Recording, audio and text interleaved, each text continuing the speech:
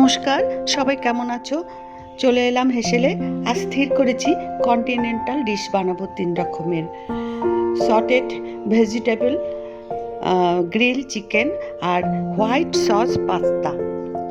ভেজিটেবলগুলোকে নুন দিয়ে বয়েল করে নিলাম, নিয়ে বরফ ঠান্ডা জলে ভিজিয়ে রেখে জল ঝরিয়ে নিলাম।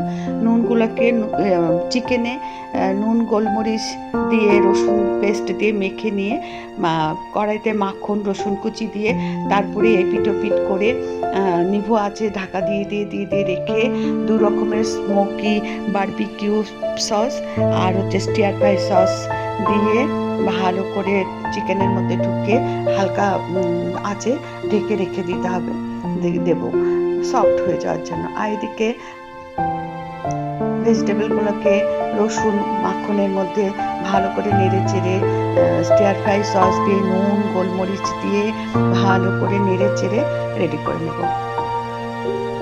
খুবই সহজ এই রান্নাটা। টিনেজ যে বাড়িতেই থাকে, মানে অল্প বয়সী ছেলেপেলে, তারা এই ধরনের খাবার খেতে বেশ পছন্দ করে, বায়না করে। তা আমার ঘরেও তো আছেন একজন, তার আজকে ইচ্ছে হয়েছে সে এটা খাবে। তা আমাদের ইচ্ছে করছে না বাইরে যে কিছু করতে, তাই ভাবলাম যে রেস্টুরেন্টের স্টাইলে ওকে কন্টিনেন্টাল ডিশ বানিয়ে দিই, আর এটা আমরাও খেয়ে নেব। পাস্তাগুলোকে এবার সেদ্ধ করে নেব, আর সেই একই পাস্তাগুলোকে সেদ্ধ করে রসুন কুচি মাখনের মধ্যে ভালো করে করতে, পেঁয়াজ দিতে হবে, তারপরে পেঁয়াজ রসুন কুচি, আর তারপরে মাখন দিতে হবে, দিয়ে কর্ন, বেবি কর্ন যেটাকে বলে সেটা, ক্যাপসিকাম কুচি, তারপরে চিকেনের কুচি সব দিয়ে ভালো করে নেড়ে চেড়ে তারপরে তার মধ্যে চিজ গ্রেট করে দিতে হবে। হোয়াইট সসটা বানালাম, হোয়াইট সস এই যে চিকেনটাকেও ওই মাখনের মধ্যে রসুনের মধ্যে নেড়ে চেড়ের মধ্যে দিয়ে দিচ্ছি।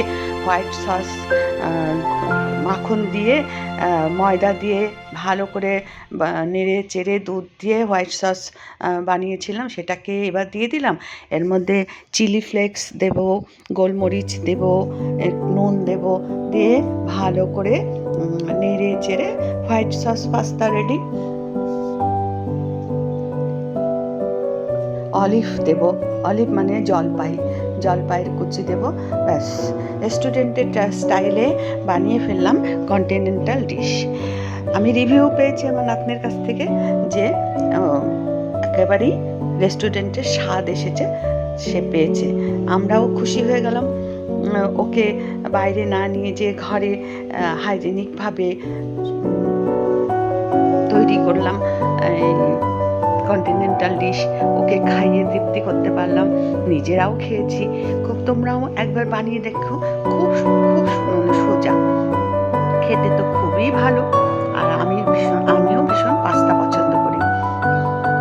ওর মধ্যে একটু বেবিকর্ন দেবে, তারপরে মাশরুম, এই যে এত ভালো লাগে মাশরুমটা মুখে যখন পড়ে, খুব ভালো লাগে। যাই হোক, বানিয়ে দেখো, তোমরাও খেও। রাখলাম, বাই বাই, টাটা, ভালো থেকো, সুস্থ থেকো।